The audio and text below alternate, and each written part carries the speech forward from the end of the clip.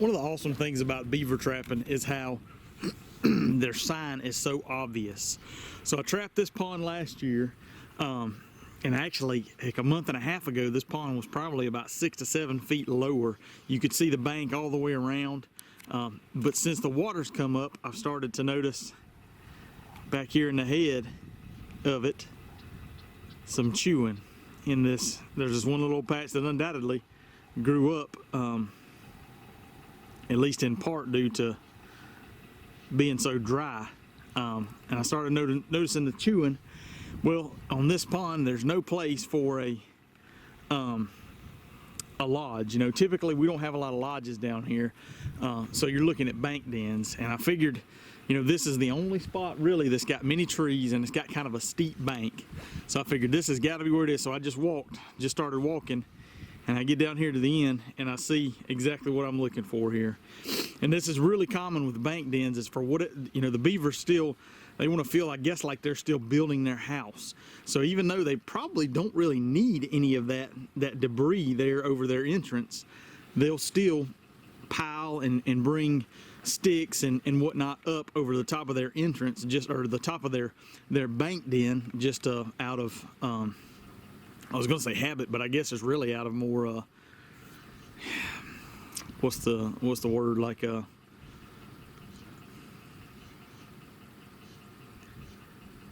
instinct. That's the word I'm looking for. Sorry, I spaced on you there for a minute. But you know, just out of instinct, they're trying to build and trying to cover. And you can see, I mean, those are fresh chewed sticks. And actually, that looks like probably there's a little indentation there. So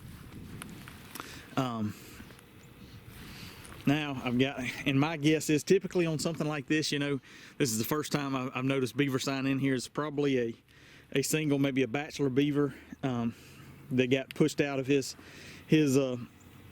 old territory where he was probably living with his mama, and had to go out and strike out and find his own place. And unfortunately for him, this is the same place that I stomp around on. So I am gonna see if I can't put him on a board.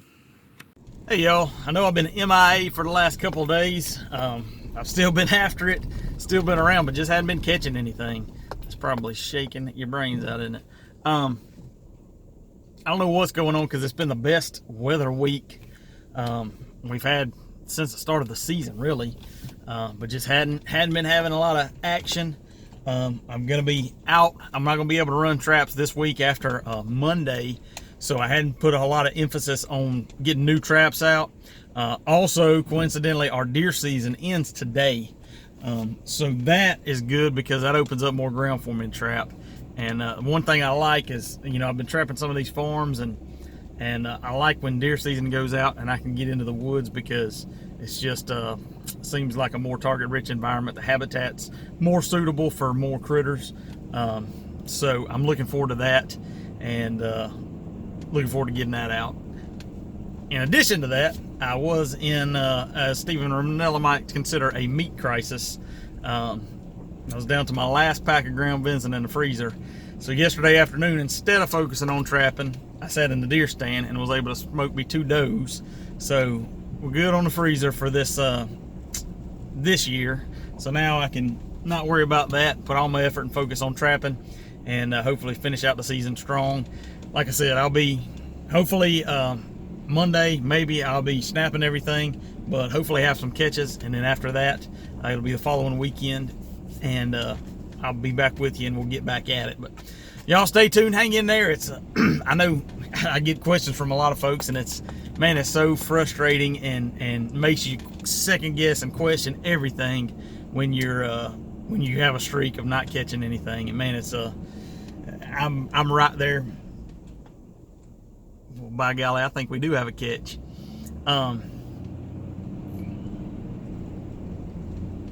Good. I'm right there with you. That, man, it's I'll get questions about that. You know, what do I need to do? And my advice is always just hang in there, have patience, don't go monkeying with things, don't go getting a bunch of scent around and trying to freshen up sets. Just let that stuff work. And I've been trying to put that in practice for myself the last couple of days, because it wears on you, especially. And I feel I hope that's a coyote, man.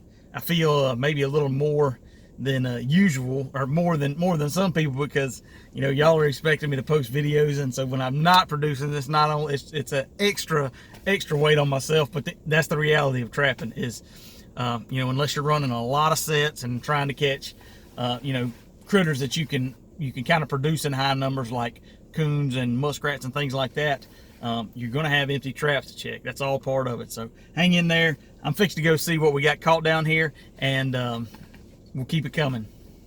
I got something caught over here. I hadn't seen it up and snatching. It looks big, but I thought that about the gray fox too. Ease up here and see what we got. I don't know if you can see anything, because I can't see anything in this viewfinder. He just stood up, and that's a coyote. Golly. Oh man, that makes it all worthwhile right there. Man, I love that. Gosh.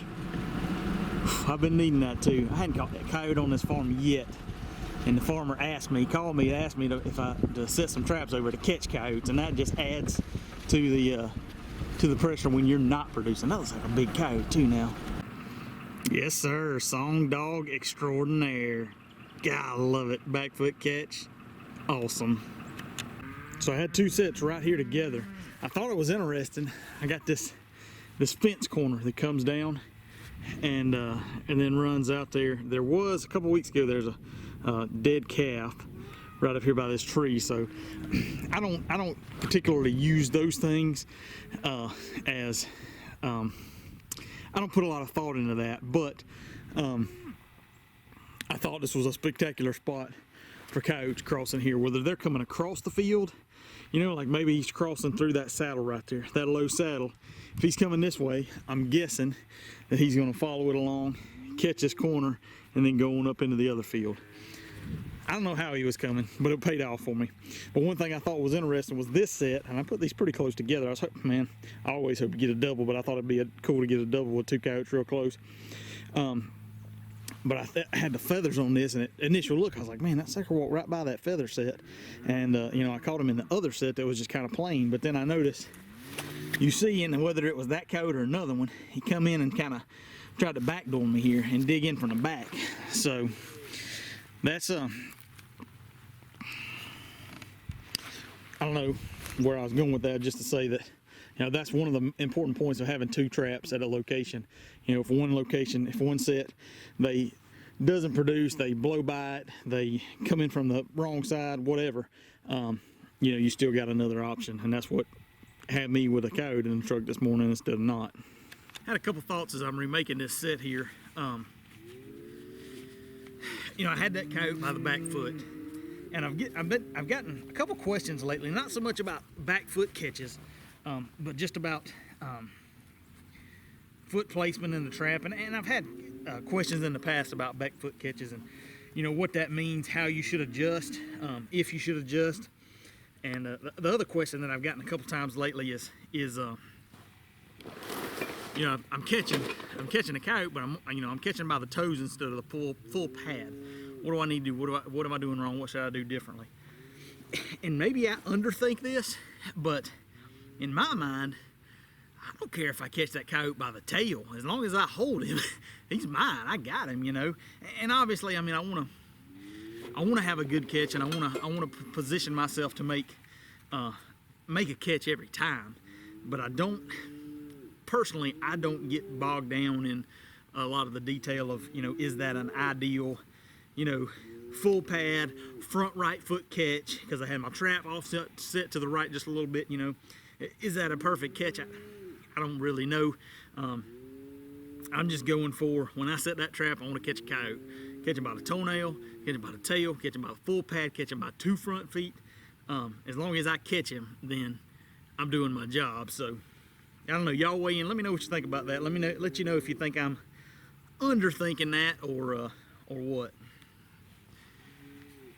Here's a look at the remake. This hole was watered out a little bit deeper than I'm used to, and wider. Yeah, it was probably, you know, 6 to 8 inches deep and more than a foot across, much bigger than I needed for the trap. So I dug it out a little bit and then kind of backfilled in. I wound up doing like a kind of an improvised step down set. So I got my trap set here probably 4 inches below the dirt around it. I caught that coyote on Rusty Johnson's Justice, and another lure I've got called MR1. It may be sold by Grandpa's Trading Post now. I need to check and see. But I've got 2 punch holes here in the bottom of the hole. And then I got a little red fox urine on this rock right here, just as kind of a foot placement guide. I've also got, you know, some dirt clods and grass, not rocks. My pan is right here, and that's kind of how I set it up to